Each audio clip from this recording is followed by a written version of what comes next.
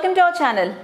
దేశంలో ఈ రోజు ఉదయం 7 గంటల నుండి సార్వత్రిక ఎన్నికల తొలిదశ పోలింగ్ ప్రారంభమైంది. కేంద్ర పాలిత ప్రాంతాలతో కలిపి 20 రాష్ట్రాలలోని 91 లోక్సభ స్థానాలతో పాటు అసెంబ్లీ స్థానాలకి గురువారం అంటే ఏప్రిల్ 11, 2019న పోలింగ్ జరుగుతోంది.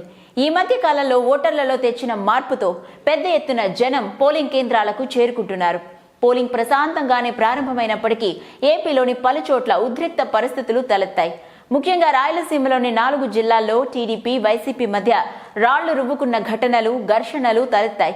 అక్కడెక్కడ కొన్ని ఈవీఎంలు సరైన సమయానికి పనిచేయకపోవడంతో కొంతమంది ఈసీ తీరుపై అసహనాన్ని వ్యక్తం చేస్తున్నారు.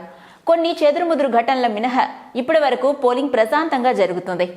ఇక ఓటింగ్ విషయానికి వస్తే వైసీపీ అధినేత వైఎస్ జగన్ సోదరి షర్మిల కొద్దిసేపటి క్రితం తన ఓటు హక్కును వినియోగించుకున్నారు. ఓటు హక్కు వినియోగించుకున్న తర్వాత షర్మిల మాట్లాడుతూ త్వరలో రాజన్న రాజ్యం రాబోతుందని, 140 అసెంబ్లీ స్థానాలు గెలుచుకుంటామని ధీమాను వ్యక్తం చేసింది. ఇంకా ఆమె మాట్లాడుతూ ఆ దేవుడి ఆశీస్సులు, మీ చెల్లని దీవెనలతో జగనన్న సీఎం అయితే ఇచ్చిన ప్రతి హామీని నెరవేర్చుతామని చెప్పింది. ఎప్పుడూ లేని విధంగా నేడు పెద్ద ఎత్తున యువత ఓటింగ్ లో పాల్గొనడం మంచి పరిణామంగా చెప్పింది. అలాగే జగన్ ప్రకటించిన నవరత్నాలకి కూడా ప్రజల్లో మంచి స్పందన వచ్చిందని, జగన్ సీఎం అయితే నవరత్నాల్లో ఉండే ప్రతిదాన్ని తప్పక అమల్లోకి తెస్తామని చెప్పింది.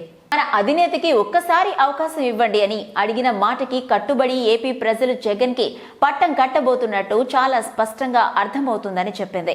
అలాగే ఓడిపోతామని భయపడి కొన్ని చోట్ల వైసీపీ నేతలపై, కార్యకర్తలపై దాడులకు దిగుతున్నారని ఆరోపించింది షర్మిల. అలాగే జగన్ సతీమణి వైఎస్ భారతి ఓటు వేసిన అనంతరం మాట్లాడుతూ ధైర్యవంతుడైన యువ నాయకుడిని, విశ్వసనీయత ఉన్నవాడిని గెలిపించాలని యువ ఓటర్లను కోరారు. కడప జిల్లా పులివెందులలో ఈ రోజు ఓటు హక్కును వినియోగించుకున్న అనంతరం ఆమె మీడియాతో మాట్లాడారు. ఈ సందర్భంగా ఈసారి మీ పార్టీకి ఎన్ని సీట్లు వస్తాయని పలువురు ప్రశ్నించగా, అదేముందమ్మా, దేవుడు ఆశీర్వదిస్తే 175 సీట్లు కూడా వస్తాయని నవ్వుతూ సమాధానమిచ్చారు. నిజాయితీ, విశ్వసనీయత, విలువలతో కూడిన రాజకీయం చేసే వారికి ఓటేయాలని పిలుపునిచ్చింది. మరిన్ని ఇంట్రెస్టింగ్ అప్డేట్స్ కోసం చూస్తూనే ఉండండి our channel. If you like the video, please like us and subscribe Tollywood Nagar.